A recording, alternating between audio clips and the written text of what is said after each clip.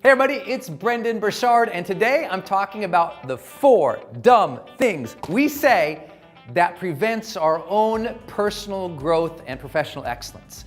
Look, we all have internal thoughts that sometimes slow us down. I'm sure you know that sometimes you have negative thinking, sometimes you say things to yourself that justifies, bad behavior or laziness or distraction. We all do, so there's no judgment to this, except that, yes, it's kind of dumb. We say certain things that we just culturally get used to saying that we never really explore, and those things hurt our personal development. And so what I want to do is dig down into these 4 things we say, because they're dumb, and I know once you hear a little logic behind them, you'll say, it's not worth saying that to myself anymore because it's not a true story, and it's only holding you back, okay? So first and foremost, before we go, I want you to think about a big dream of yours, something that you really care about, something you really want to make happen, or a goal that you also have had for a while and you've been trying to do it, but it's just not working out well. Maybe you're telling yourself one of these 4 dumb things, okay? So to share the first one with you, I'm gonna move this aside, and here it is. I hear this one all the time. Brendon, I've tried everything. Whenever I hear that, I know I'm talking with a crazy person. I'm just teasing. Here's what I know. People often, when they hear a new idea, or you say, hey, have you thought about chasing that dream or pursuing your goal? They say, yeah, I've tried everything. And because they tried 1, 2, 3, maybe 4 things, they say, didn't work for me. That's not right for me. That's not possible for me. And those aren't true stories. As a high-performance coach, often when I sit down with people, I talk about their dreams. They often say this to me, well, Brendon, I've already tried everything. And so I say to them, oh, great, then show me the list. And they go, what do you mean? I say, show me the list. They say, what do you mean? I say, well, if you tried everything, then of course you would have had to keep a detailed list of what you tried, when you tried it, what results you got, what worked and what didn't work. If you didn't have a list like that, you couldn't ensure things that were like mutually exclusive. And if you couldn't tell things that were mutually exclusive, then you wouldn't know you tried everything. So, have you ever told yourself that? I've already tried everything, didn't work. Think about how many times in your life you give up too soon. You're at like that 10-yard line, the touchdown's right there, but you're like, well, I've tried everything, I guess it's not working, and you back off. We know from the psychology of success, it's those who persevere longer than others and maintain more resiliency in the face of challenge that succeed more. So if you ever hear yourself saying, I tried everything, no, that's a big bad story you're telling yourself, and say, no, I haven't tried everything. Let me get some advice. Let me ask some more people. Let me start keeping a trail of what I have tried so I can say, already did that. But I did this, but I didn't do it in that way. There's a lot of new things you can keep trying to keep getting ahead. Don't give up on your goals and your dreams just because you tried 4 or 5 things. It's very true that often you're closer than you think, my friend. The second big thing, walk with me, is a big one, a huge one. And this one, people say to me all the time, sure, that works for him or that works for her, but that wouldn't work for me. Have you ever said that? Right? You have this big goal or your dream. You see your mentor, you see your dream, they're doing it, but you're like, oh, that wouldn't work for me because that's not my style, or I'm not like that, or she has this and he has that. And we false compare ourselves to others, and we think they're so special. We still, in this culture today, we still pretend that there are some people who just have it, and other people don't have it, right? We think, oh, well, he's just naturally good at that. She's just born to be that.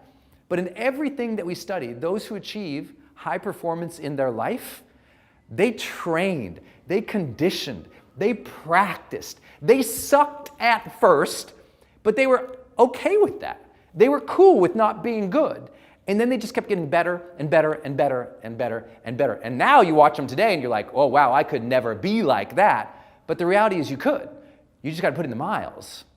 I share that with you just knowing how I started my career. I used to say that too. I look at these people on television or these big YouTubers. I'd see these people on big stages motivating people, and I thought, well, I'm not like that because I'm more of an introverted person in general when I started this career, and I've had to learn to be more and more extroverted to be good at all of this. But I'd say, well, I'm not like that. And the reality was, I wasn't like that. But I had a mission, and I had a dream. And you should never make your mission or your dream bow down to your current limited strengths. Instead, you should say, if that's what I want, how could I rise up into that? How could I train? What knowledge, skill, ability do I need to learn and start learning right now so that I can have that dream, my friend, because you deserve it. So stop telling yourself you can't have it. I get all the time, well, sure, that works for Brendon on video. I'm like, what? Works for Brendon on video? Like, I came out of the womb like, hi guys, I'm Brendon Burchard. Like, no, this took me forever. I'm doing this extemporaneous in our new office. I don't know how it's going to go either. I just trust in that process. And, you know, for me, my first video that I ever did was so horrible. Okay, my first year of videos, they were terrible, they were awful, they were uncomfortable. Some of you still don't even like what I'm doing now. That's fine. It's okay. I just know that I'm always trying to get better and better and better and grow into the person who I know deserves that dream, who earns that dream. No one you're looking to, none of your heroes just came out of the womb and by natural birthright or innate talent got there. They usually outworked their peers. They usually showed up more often. They usually were more strategic in getting a good peer group around them to support them, to champion them on, to push them. Notice I didn't say they had a better peer group. They knew that was important, so they developed it. Because we often say, well, yeah, that strategy works for him because, you know, he's got a big community. Or that strategy works for her because, you know, she's charismatic. No. If there's a strategy, you can deploy it. You can work the same thing. Would you get the same results as someone who has 10 more years of experience as you? Probably not. They put on some more miles. But look, no matter how small you start something that matters. It's the great Zig Ziglar who taught us, right? You don't have to be great to start, but you have to start to become great. Never look at people and say, well, sure, she can, I can't, because that's defeatist, it is wrong, and it is holding you back, my friend. Let's go on. That's number, what, 1 and 2, and here we go. I think this one is a huge one, and it kills people's lives all the time. The third big dumb thing people say is, you just don't understand. And then they quit. Just like that. When they say, I've tried everything, they quit. Well, she can do it, sure. They quit. And then they say, well, they don't understand me. You don't understand me. And then they quit. Here's the thing. If you think people can't understand your journey, then your ego has gotten the best of you. And I do say that with all due respect, but you know, there's 7 billion people alive on the planet right now. Somebody not only has gone through what you're going through, somebody is going through what you are going through. To have any imagination that people can't understand you is a false story. The ego says that I'm so special. And either I'm so special because I'm so great, or I'm so special because I'm so diminished and so hurt. And these stories are stories we tell ourselves, and it ends up dividing us from people. It builds a wall to protect ourselves because we don't want to be vulnerable. Or we're bitter because we have tried to communicate to people, but maybe our communication style wasn't so good. That was the case for me. In college, many of you know, I was depressed and suicidal after the breakup of the first woman I ever loved. And I thought, lots of people, I was like, they can't understand me. They've never had their heart broken like this, not like this. And I told myself this story. And I kept saying, well, they don't understand. So I wouldn't tell my friends because I thought, well, they haven't been through a breakup like this. So I didn't tell them. Everybody can understand a broken heart.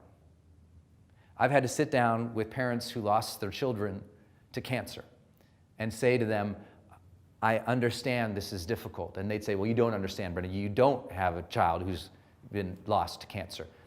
But we don't have to go through the exact same things to have human empathy and caring. See, by you not telling people what you really feel, what happens is they're not able to ask the questions to see what support you need. You're right, maybe they can't help you, but they can understand and find someone who could help you. The more that you hold back, the more that you're going to be in trouble. When it comes to personal growth, in silence, that's where suffering is. As soon as you say they don't understand, that's when you stop communicating. That's when you stop trying. That's when you wave everybody away. Because you know what people say, when you say you don't understand, you know what you're less likely to do? raise your hand and ask for help. Because you go, well, they don't understand. So now you're just carte blanche. No one can understand. I'm not going to try anymore. Screw them. They won't listen anyway. And you go in your little silo, and all of a sudden you're not living life fully connected with other people who are the ones who could help you in the first place. Sometimes in our own belief that we're so special or so hurt or even so good or so skilled, and we think, well, they don't understand us. Whether you say that as a CEO, my team doesn't understand me. Or you say it as a spouse, well, my spouse doesn't understand me. Or you say it to your family, my family doesn't understand me. That's just ego. Everybody can understand you. Now you need to develop better communication style to help them understand. That's what I had to do. After I realized that maybe people could understand my depression, my heartache, I realized, you know what? Maybe I need to learn how to communicate in a different way so they could understand how what was going on in my life was really affecting me, and so I could communicate in a better way what I needed for some help. And that's all. Sometimes we just have to learn to communicate more what we're going through with people, to be more explicit, not drop hints, but just say, this is what I'm going through, and this is what I need help on. And you know what? If you tell people that consistently, often enough, with an open mindset, you'll find you get more help in the world. So here we are, 3 things so far. I've tried everything, Brendon. Sure, that works for them, Brendon, but not for me, and you don't understand, Brendon. These things hurt your personal growth, and then there is one more big one. And this one, I hate it, all right? This is the one. I don't have many pet peeves in my entire life. I've been coaching professionally for 10 years now, and I've been deeply immersed in the research in psychology, personal development, neuroscience, and behavioral economics, and everything I can get my hand on to understand the human condition. This one, I'm not gonna lie, I can't understand it. I hate it. When people say this to me, and they say this all the time on my Facebook posts, on my YouTube thing, I have to go, calm down, because it's so obnoxious, and I see it steal so many people's lives. Here's what they say though. Brendon, sure, easier said than done. Perhaps the dumbest reason ever not to try something, right? That's what people say. Easier said than done, sure. So I'll say something like, hey, you know what? Be more kind to your loved ones. And someone will post, easier said than done. I'm like, so you're not gonna try, right? Hey, you know what? Try to develop a morning routine where you take, 5 minutes for yourself. Easier said than done, I have children. I'll say, hey, you know what? Try to set goals that are a little harder. Easier said than done. People can be disappointed. Easier said than done is a defeatist statement, and it's also kind of dumb. And here's why I say it's dumb. Think about this, easier said than done. What isn't easier said than done, right? Everything is easier said than done. Gee, honey, I'm gonna go get that ice cream in the fridge. Easier said than done. That'd be accurate, right? I'm gonna go pick up that paperclip. Easier said than done. Everything is easier said than done. So it's a stupid universal thing that we say, but we often stop after it. And that's what I don't want you to do. So with all these things in mind, I know I'm playing fun a little bit that, these things are dumb. But here's what I'd like to share with you. If you're struggling and you're trying to get ahead, examine them. Do you ever find yourself saying, I've tried everything, that works for her, you don't understand, or easier said than done? Because what would happen in your life if you just flipped it around a little bit? What would happen instead of saying, I've tried everything, you said, what else could I try that would help me feel fully engaged and more likely to progress? That's all. What else could I try that would help me be fully engaged and progress? What else? And start keeping that list. What if instead of saying, sure, she can do that, works for her, but wouldn't work for me, what if instead you said, you know what, I see that working for somebody else. Let me try that and practice and get better and better and better and better. What if instead of saying, you don't understand, what if you said, hey, I'm struggling right now. I'm wondering if I could share with something. I'd love to see if you could understand or could give me some advice right now. And you entered the situation with humility. And what if instead of saying, that's easier said than done, you said, let me try that because I bet that might be effective. Look, we can all be pessimists in life. I mean, it's easy to be that today. There's a lot of negativity. There's a lot of just disturbing information out online. We see it every day. It's why I spend so much time, and my team spends so much time, delivering to you guys great personal development as much as we can. And I appreciate all of your support of my books, my online courses, our 5 million people here on Facebook, our unbelievable community on YouTube, our blog readers, everybody who sees us out at the seminars, or maybe you'll see me out on tour one day. This year I'll be out on the road quite a bit. But we do all of that exactly to counter this negative thinking. So I'd love for you to just take a few moments, maybe tonight, and just ask yourself, are there some things I've been telling myself in my head that have been holding me back? And what if I flipped them? You know, often we'll say to ourselves, what if this negative thing happens? What if we asked, what if this positive thing happens? I know that sounds so silly, and you might just say, well, Brendon, he's just teaching positive thinking, but I would be honored if that's what you thought I was doing. I don't know, how do you feel about it right now? I think the world needs a little bit of positive thinking. I think people need a little bit of that belief in themselves. I think they need to believe that they can keep at it, keep going. I think right now we all need a reminder sometimes, you know what? You're stronger than you think, and the future holds good things for you. I appreciate you being here. I look forward to seeing you out on the road. Until then, go every single day of your life. Remember that you can think more positively. Remember that the world is an abundant place. Remember that other people need you to rise and lead right about now. If you can remember those things, you can live the charged life. Hey, my friends, it's Brendon Burchard. I hope you are having a spectacular day today. I am thrilled to be with you and to really discuss and dive deep into how do you have that comeback story in your life. If you've been down, you've been out, you've been frustrated, you've been challenged, people have been doubting you, you've doubted yourself, you feel like you failed, you feel like you struggled, you feel like you're not breaking through or activating your full potential. Bam! Do not wait until X happens for you to start changing your behavior, changing your lifestyle, changing your habits, and starting this new chapter. Do not wait. Many of you are in a wait story. You're in a waiting pattern. I want you to think about this. You're like, oh, no, soon as the kids leave, Brendon. Once the kids leave, yeah. Then we can be happy once the kids leave. Things will be good. We're just going to wait. No. It's time to start living your life each day. You know, I had this friend of mine recently. It's kind of funny, literally, a person who's been, someone I've been coaching at a high level for multiple years in our Certified High Performance Coaching Program. And this person literally said to me on a coaching call this last week, said, oh yeah, Brendon, I've been waiting to change my diet here. I'm going to do that, but I'm going to wait till after rehab. Literally said, I'm going to wait until after rehab. I'm like, what? No, but that's how, and you all, I know I hope you think that's as funny as I do, but listen, it's just as silly for you to be telling yourself, well, I'll wait until I feel better one day.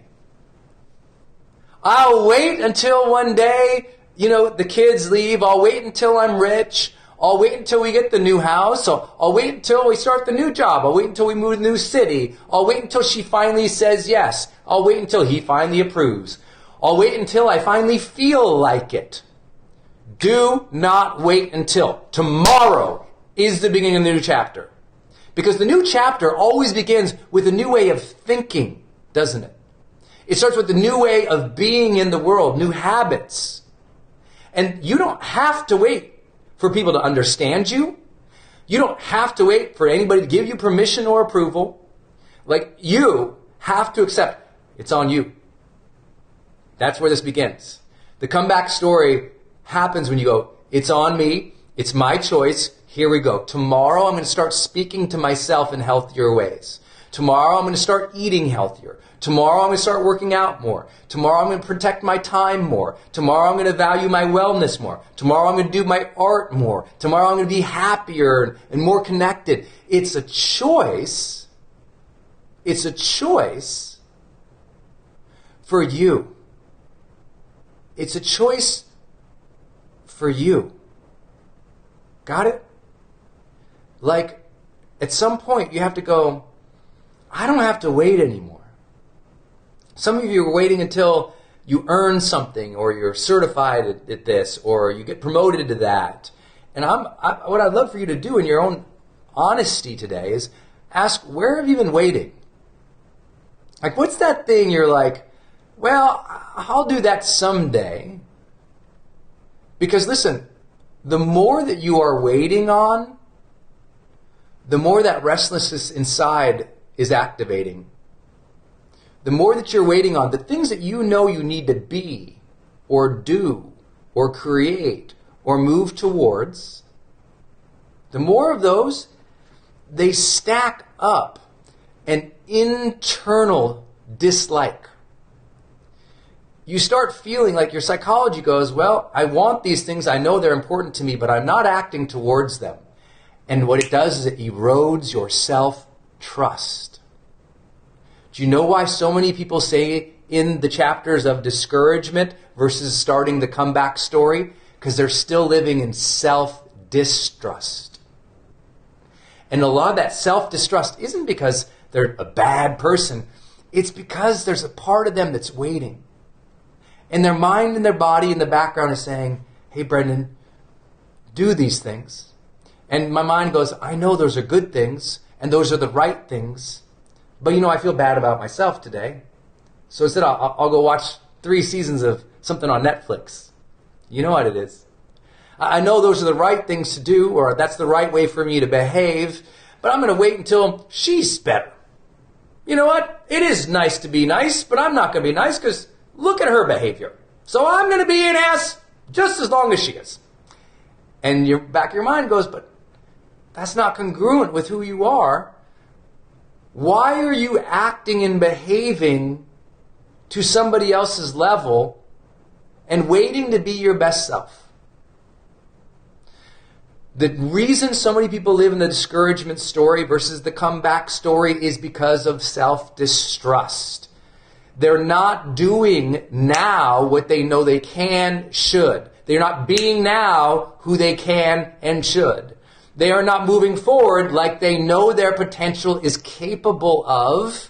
And inside, it's like every single thing that you're waiting on that you know you should do is one more layer of distrust in your identity.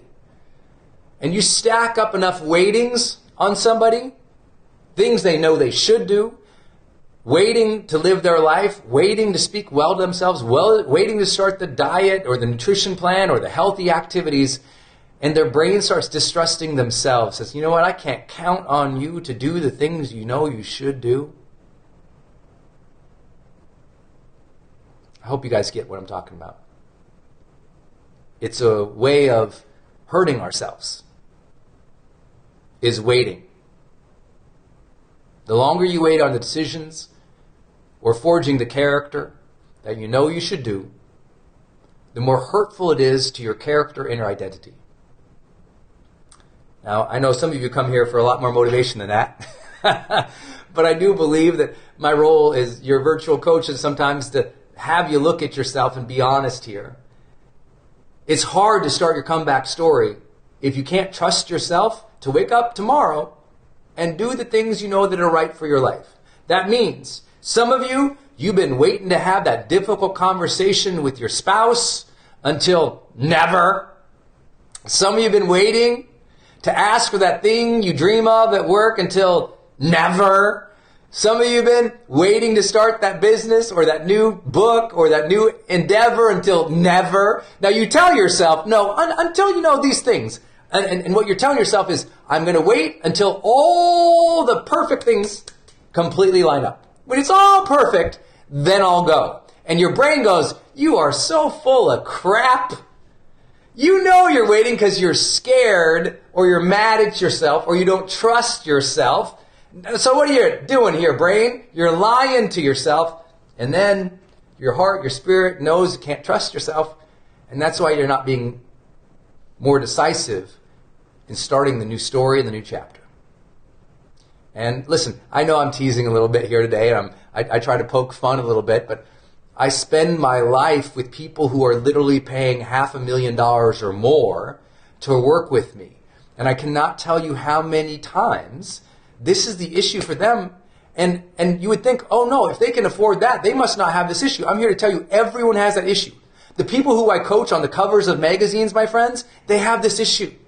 When I was down and out and my worst of myself, I had that issue. I know you all have that issue. We all do things that create self-distrust inside.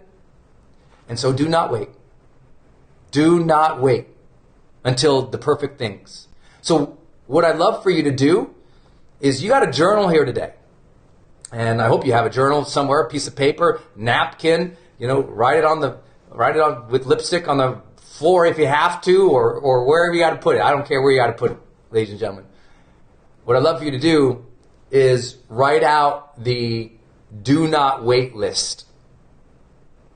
Right? Do not wait to say I love you to my spouse, even though you might be in a fight. Do not wait to start writing that book until you're rich and you have all this time. Do not wait to create a better relationship with the kids until they're more mature. Do not wait. Have that do not wait list, because it's a hard one, and I know I can see it. John Baptiste is saying oof, and Kimberly's saying darn it. I can see you guys. I'm here with you, But write out that do not wait list. I was like, do not wait. And it could be simple things, dream things. I literally wrote one time, maybe a couple months ago, I wrote, do not wait to move to the place that you would love to live and create every day. Now I'm in Puerto Rico. Do not wait to get yourself healthier just because, you're busy. Do not wait. I think a do not wait list can be really great. Really great. Really great. Don't wait until everything's perfect, my friend. The new chapter, that's today. Discouragement story, comeback story. Comeback story starts with asking, where have I been waiting? Because my body, my mind needs to trust itself. I need to trust myself to take action towards the things that matter the most. That's principle number 1. Principle number 2. Here we go. We've got to go from victim to role model. The biggest shift in many people's lives, the ultimate comeback story, begins with this one. It goes from, you know what?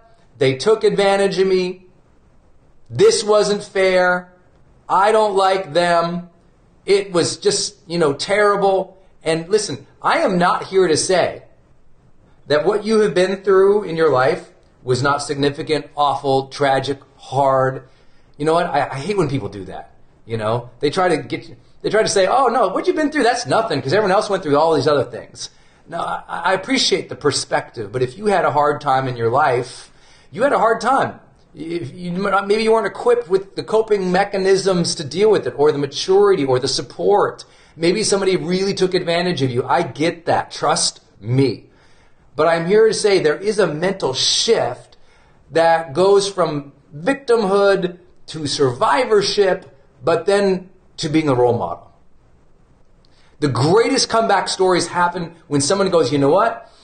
I need to overcome this because my kids are watching.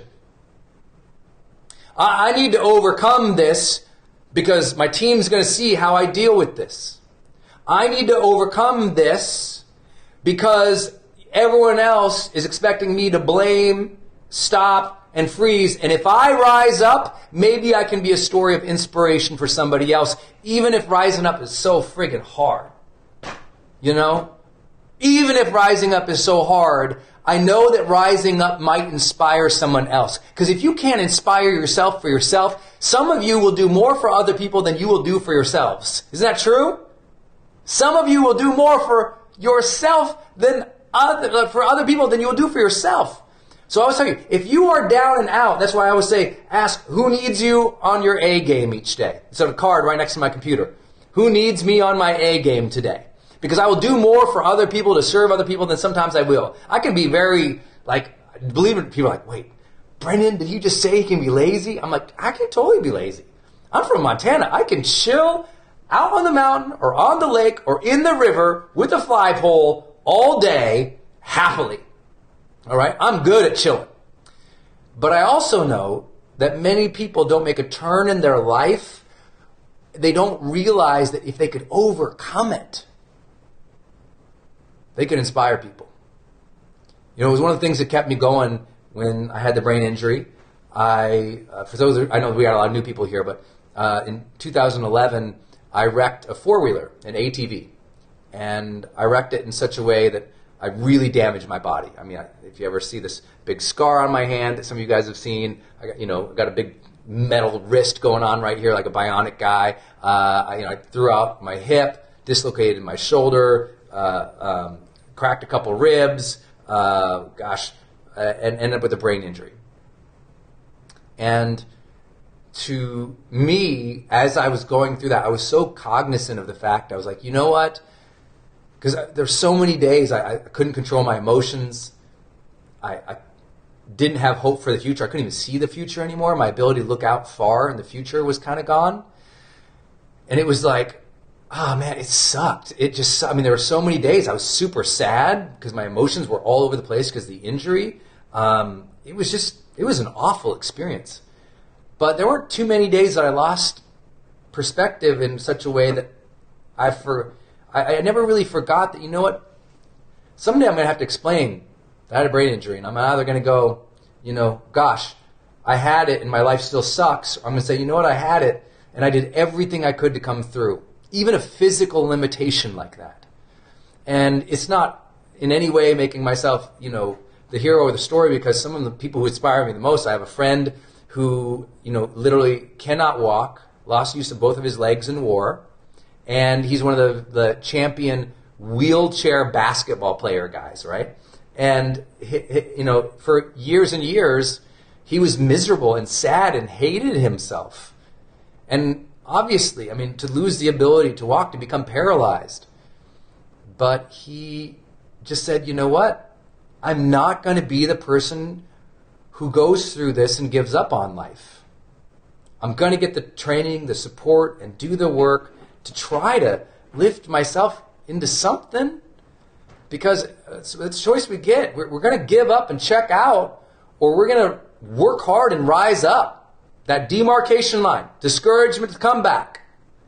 Give up, check out, or engage, rise up. One thing we know from the world's largest studies of high performers is they always say they're fully engaged in their experience. And I always love that. It's like, because we're either avoiding things or running from things, or we are engaging it and facing it head on. But what lifts us is when we can go, you know what? If I pull through this, man, it's going to be a good story. If I pull through this, man, some people are going to see this and be inspired. If I pull through this, okay, something good is going to happen. I don't pretend that it's easy, but I do pretend to tell you that you got a choice. You're going to stay with this story where you're down and out, people took advantage of you, and you're going to relive this one and play it forever and relive those old chapters over and over, read them over and over and over and over and over again, or you're going to start telling yourself a new story, that you got an opportunity to rise and be the role model for someone who's going through the same thing. I'm not the only one who ever went through a brain injury, so I hope that my efforts to recover, to do the hard work over that 2.5-year period can inspire some people to say, hey, you know what? Maybe I don't just have to accept where my mind, body, and brain are. I can rehab, I can change. And I've always been inspired by people who did that. I really do believe that. I will also say that the role model mindset is integral to the highest level of success. Not just the comeback story. Let's go to the end chapters, right? The very end chapters of life. When you look back at life, we know that high performers view themselves as role model. And if you view yourself as a role model, even if today you suck, but you start adopting the role model mindset, like, how would I behave if I was a role model right now? What would I be saying to myself? How would I treat other people? What would I do? Even if when you just are starting or you are down and out, you can step into the role model mindset. Step into the mindset that says, the way I live my life can serve as an example. The way I live my life can serve as an example. The way I live my life can serve as an example. And if I can step into that, then just maybe I'll work a little harder to change. Because you'll do more for other people than sometimes you'll do for yourself.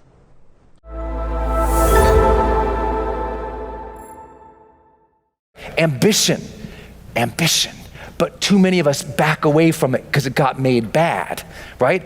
I was scared to have ambition because you know what? If you have ambition too big for your britches, people start insulting you. Who do you think you are?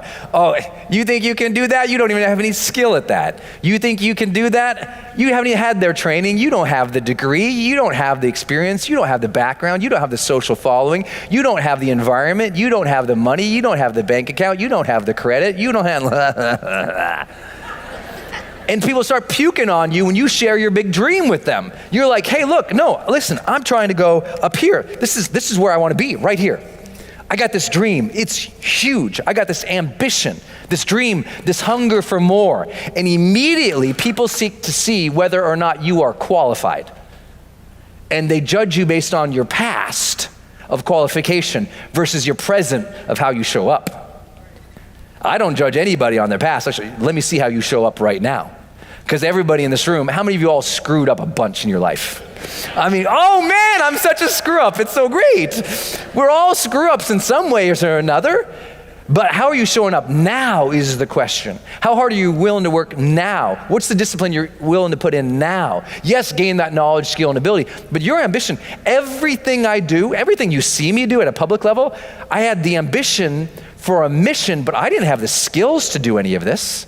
Everyone thought I was crazy. I'm gonna leave a safe job out of grad school. I got a safe corporate job. I wouldn't say a safe corporate job, but it was a good job.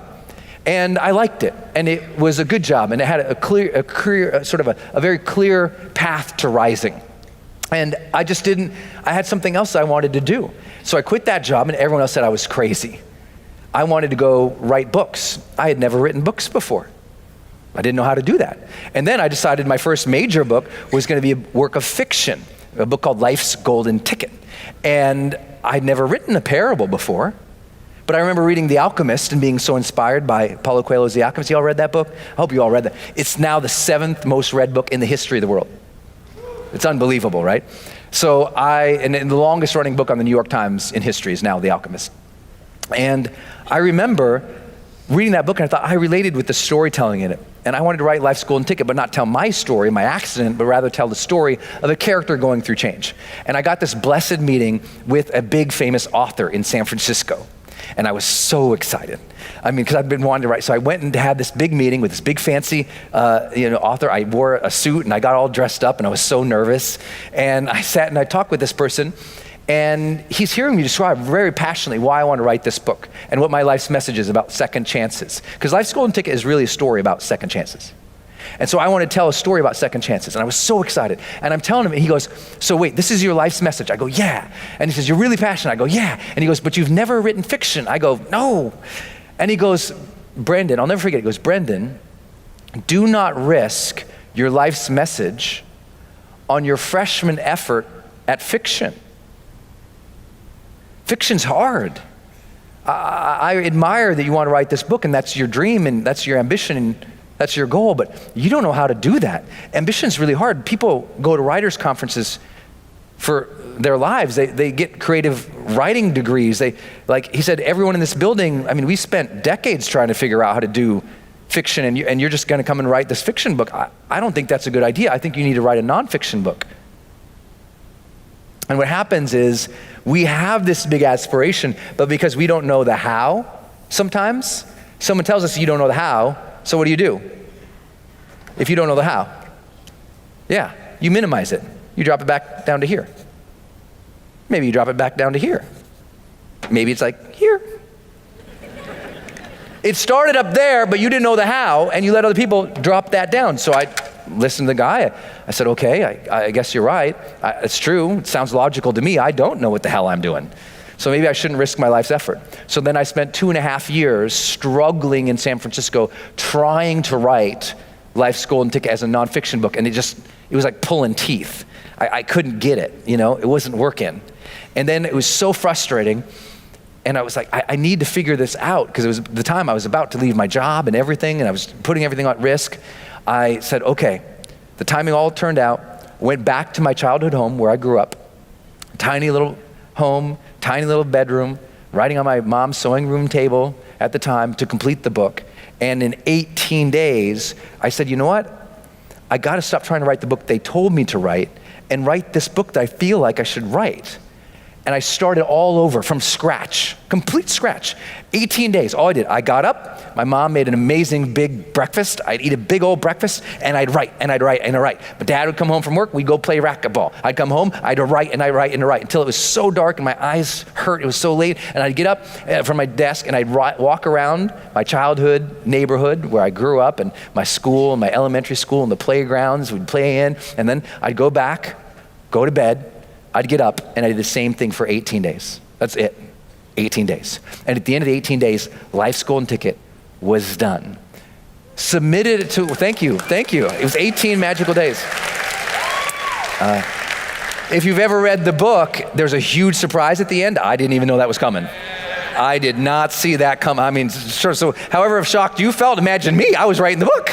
I was just typing along, watching, I'm like, oh, damn. I remember I'm watching the movie, I finished the book, I'm like, whoa, can that even happen? And I literally got up and I was walking around the little desk and I'm like, can that character, did I do this? And I had to go for a walk just to think about if the book could even end, because I didn't know the book was about to end. It just ended with that scene. And I was like, oh my gosh. So it was a huge surprise to me, and I knew it was magic. We put it out there, 21 publishers turned it down. 21. My agent still jokes to this day, he only told me about 19 of them turning it down because he didn't think I could take the other few more that came in. Turn it down. Finally, boom, HarperCollins gets it. An editor who happened to edit and publish another book called The Alchemist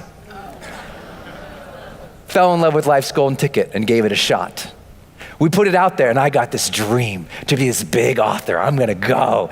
We launched Life's Golden Ticket. I have no idea, none, what I'm doing.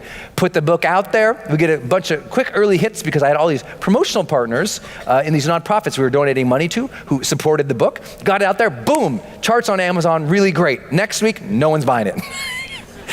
Totally, this ambition just keeps getting stomped down. No one likes your book. Big author says it's stupid. They're all turning it down and it doesn't sell. Think about what that can do to your psychology. Think about me now saying I'm a writer after the book doesn't do well, after everyone turns it down, after they say don't do it. Think about that, where that could have directed me. But your ambition is your own. And your ambition has to be free from all of that negative. If that's a real ambition, you got to own that ambition. Psychologically, I was a writer. I said I was a writer. I said I was a writer on days I didn't write. I said I was a writer on the days they all turned me down. I said I was a writer when that guy who was a big name fancy writer who'd been on all the big shows, including Oprah, told me I was kind of crazy, and I walked out of his office all dejected. I was still a writer. Sometimes what really gives us the greatest amount of motivation is when we got the guts to actually allow ourselves to tie some of our identity to what we're doing. And we're told not to do that because it can bring discouragement and heartache. But the counterintuitive things is high performers to a T, the top 15% who I interviewed, they said, oh no, they were comfortable tying up their identity in what they were doing. They were comfortable. It didn't mean it always turned out great. It didn't mean they always felt great, but they were comfortable owning it, right? They were comfortable owning what they were doing. They owned that, and because they owned it, the motivation was there. Because when the motivation isn't there is when your ambitions are half-ass. When you kind of want it, you kind of don't. And that's why you kind of work for it sometimes, and sometimes you kind of don't. Because psychologically, you haven't allowed yourself to own the ambition, to feel it inside and say, that's part of me. I'm gonna make that happen come hell or high water. I didn't care the first book. I said, maybe the next book, maybe the next book, maybe the next book. Didn't matter to me. I was gonna keep on that ambition because it was important to me. You've got ambitions important to you and your family, and the people you're serving. And it doesn't matter what I say or the person to your left or right says. If you own that ambition, you pursue it, and you pursue it with full heart. And when you pursue it with more heart, that ambition, that keeps sparking over and over and over. You don't have to rev yourself up because it is you.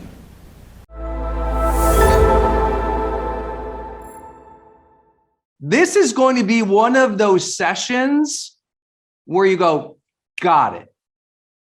That the reason we do personal development, it's ultimately all about new ways of accessing self-awareness, isn't it? That when we hear new ideas in personal development, maybe just a slight change in how we think about something or how we think about ourselves, life can change. Just one little subtle shift in how we think about a topic, in how we approach something in our life. Those subtle shifts can make a big difference. And this topic today is that. We're talking about setting boundaries. I'm going to talk about how to think about this topic of boundaries. So we're going to be talking about on boundaries all day long. And I think you're going to be really amazed in the simple hour of how much you're going to cover and learn today in your own self-awareness in a way you probably haven't thought about boundaries before. Because what most people do when I say, the topic of setting boundaries, they immediately think of like, I need to set boundaries with my family. I need to set boundaries with this jerk in my life. I need to set boundaries with, by the way, we'll talk about those things, but I'm going to elevate the conversation for you. If you'll forgive me, go a little more advanced on this topic, because I think that's the power of GrowthDay. It's not only just hearing the common sense things, but maybe hearing a little more advanced approach to these topics. And I think that is the promise of today. So thank you for being here. Let's do some personal development work. We're talking about boundaries today. And here's how I'm going to start with this. The most important boundaries you're ever going to set in your life are with yourself and what is acceptable with who you are, what is acceptable in how you conduct yourself. A boundary between the good self and the not so good self. A boundary between the higher level of who you are versus the lower impulses. A boundary in your own sense of what is right and wrong and what you allow yourself.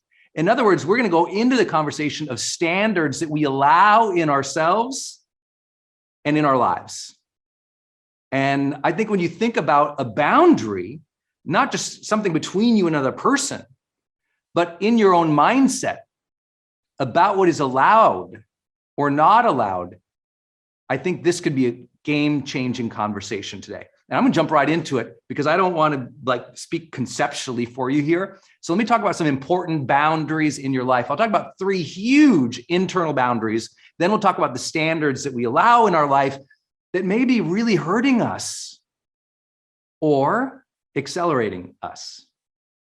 First one, I think you guys are gonna love this. So you can grab a screen grab. I wish I was prettier with my fancy camera, but here we go. I think you're gonna like this one. The boundary of the fake self versus the real self. Take that screen grab. You got to get this. See, this boundary and what you allow here and how you conduct yourself here, it matters, doesn't it? When I talk about setting boundaries, very few people ever think about this one. Because when we talk about setting boundaries, we often feel victim to something. We feel like, oh, well, someone's encroaching on my boundaries. We'll talk about that. But this is the one that causes the real damage. When we blur the lines between who we authentically really are and how we are showing up to please or placate others, to minimize ourselves, that's the boundary. How much do you cross this boundary? You want to talk about the quality of your life? How much do you cross this boundary right here? Think about this. How much, how often do you cross this boundary? That can be the game changer in your life today. When you become aware of these two selves that we all have, the authentic, the authentic, the real, the vibrant self versus the face, the facade, the person we try to be for others. It's not really us. When we step outside of ourselves into a persona of somebody else to please others, to fit in, to belong, to get love, this is the ultimate boundary that breaks our own integrity. This is the boundary that makes us miserable. And you have to decide at some point in your personal development that you don't cross this boundary as much anymore. And at some day, not at all. And that is the ultimate work of personal development, isn't it? How easy it is to glide into conformity, to go from who we really are to suddenly acting out of character. I really believe breaking this boundary leads to most of the long-term miseries in our life. Let me say it again. Breaking this boundary leads to most of the long-term miseries in our life. When we aren't honest about our real thoughts, feelings, desires, dreams, hopes, aspirations, and instead we show up just to please others and to fit in, we minimize ourselves. We enlarge the falsehoods in our life. And see, there is this thing of a boundary, right? There's a boundary between true and false, fake and real, authentic and inauthentic. I know we all might use different languages. I'm very aware that this is an international audience. I just think you've got to figure that out and get highly attuned to when that is happening. When people talk about mindfulness, they're often talking about, ooh, look at the flowers over there. Let me notice the sensations in my body. When they talk about mindfulness, they often think of, let me just drink in this moment. But the most critical and important part of mindfulness is to know who you are and who you are being in any given moment. Because I know a lot of people, they can appreciate the flowers all day long, but they're miserable because they're not being themselves. Listen, write this down. Boundaries are all about identity. Boundaries. The most important boundary you will ever set in your life is, who are you? What's in that circle of who you are? And what's outside of that? Who are you? Who are you not? In other words, just bringing back my little picture here, the fake self versus the real self. That's the ultimate boundary, to be mindful of when I cross that. Oh, it's so important. I know a lot of you out there, you're influencers, you're creators, you're leaders, you're caregivers, you know, and you can recognize how often you have to step into a role maybe you don't want to be in, or maybe you're in a situation where you have to hold back a little of your own truth for decorum. You have to put on a shiny face and not freak out on your child. You have to calm yourself down because you want to scream at somebody. That's self-regulation. That's okay. That's allowed. We have to do those things. What we are talking about is an enduring sense, an enduring recognition or mindfulness of how often we are crossing these boundaries. This is a conversation of frequency, isn't it?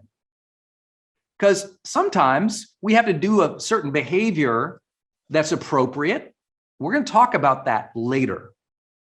Right now, I want to shift your whole brain. Oh my God, setting boundaries in my life is all about, who am I? Who am I really? And am I showing up as that consistently, with intention, with joy, with flow? That is the thing we are actually talking about, not just boundaries about, you know, what you'll allow on your plate from others. It's about who you are. The more often you break this boundary, the more miserable you are. I really want you to capture that. I know you're kind of like, geez, Brendon, thanks for the personal development today. Can we get some dancing bears and balloons? Make this a little more entertaining, dude. This is a little hard, but this is why you might be miserable. And I don't say that in any judgmental way. I've been there and I've coached thousands of people through this. We got to get you more on this side.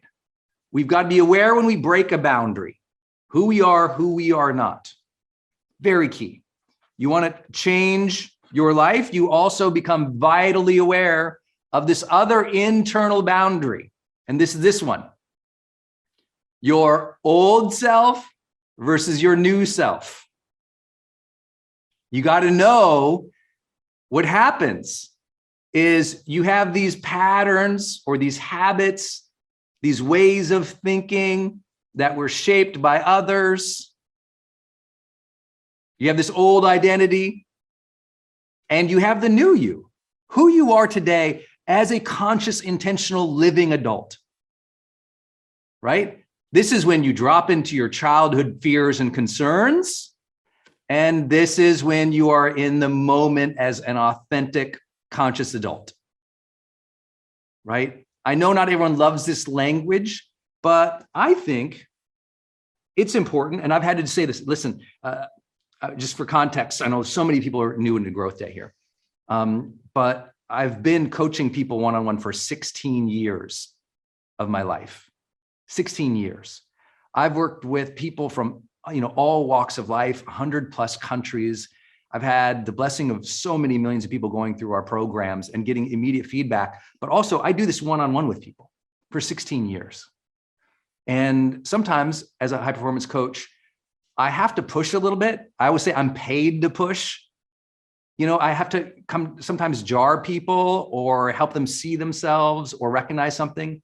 And so I know not everyone will like this language that I'll use, but sometimes I'll say with a client directly to them, I say, is that the high school self?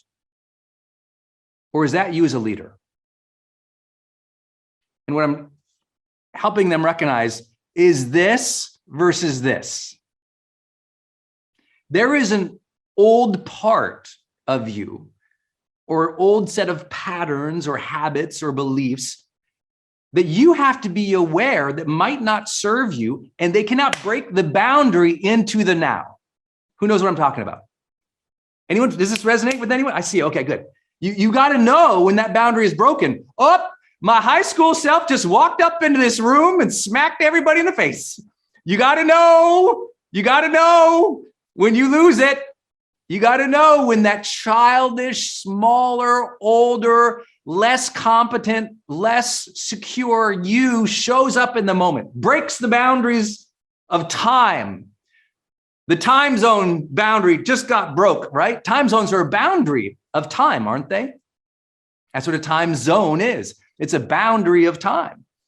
And sometimes we allow that boundary to be broke with old thoughts, old beliefs, old insecurities, old selves that do not belong in this moment. And so I know not everyone likes it when I call you or call a client high school, because that's not really that kind, because I knew a lot of kids in high school who were wise and centered and incredibly remarkable and spontaneous and creative and giving. That wasn't me, just letting you know. I just want to let you know, people. Okay. So when I say it, what I mean is that childish, dramatic, overly selfish, repugnant, like little high school kid that got all worked up and angry and had no emotional regulation, no connection with intention and vision. So maybe it's not appropriate to say that. I'm trying to give it to you as a metaphor, though. Is there, and that's why I like this language, is there an old you that shows up once in a while and breaks the boundary into the now? If so, when does that happen? Let me share with you one of the most important concepts in setting boundaries is to recognize when that happens. Same thing with this one. When do these breaks happen? What's the pattern there? Is it when you're under pressure? Is it when you're feeling defensive? Is it when someone judges you? Is it when someone doesn't comply? Is it when they insult you? Is it when you fail? Is it when you're feeling discouraged? Right? We all know this. It happens in our lives, right? Imagine the truth of how many of you have ever been on a diet or a new health program and you're like, I'm building a new self. I'm going to get pretty. I'm going to get, in better shape. I'm going to do all these things. And then you have a bad day and you're 3 seasons into some Netflix show and you've murdered like 17 bags of chips and popcorn and 2 bottles of wine. You're like, oh my God. Well, something happened to make you break that boundary of the new self and the old self, isn't it? An old pattern of conditioning came back in and you went to a creature comfort versus a higher intention.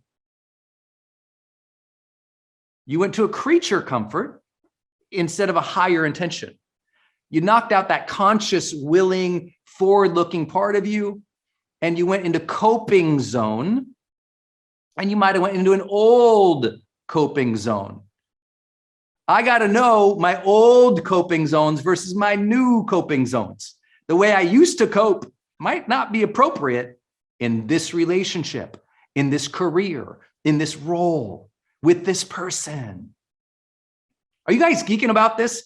I love personal development for this conversation. It's a new way of looking at things sometime and go, oh, yeah, man, I never thought about a boundary as something internally that I'm breaking between old self and new self, fake self and real self, and dialing when that happens.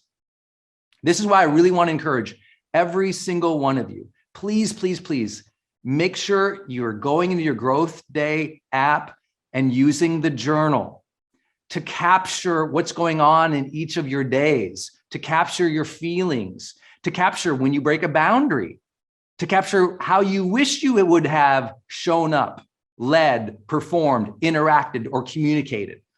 Your journal is the most important part of GrowthDay in my perspective, because the breakthrough you might be getting here, you get that every day when you reflect about yourself and you see, when did that happen?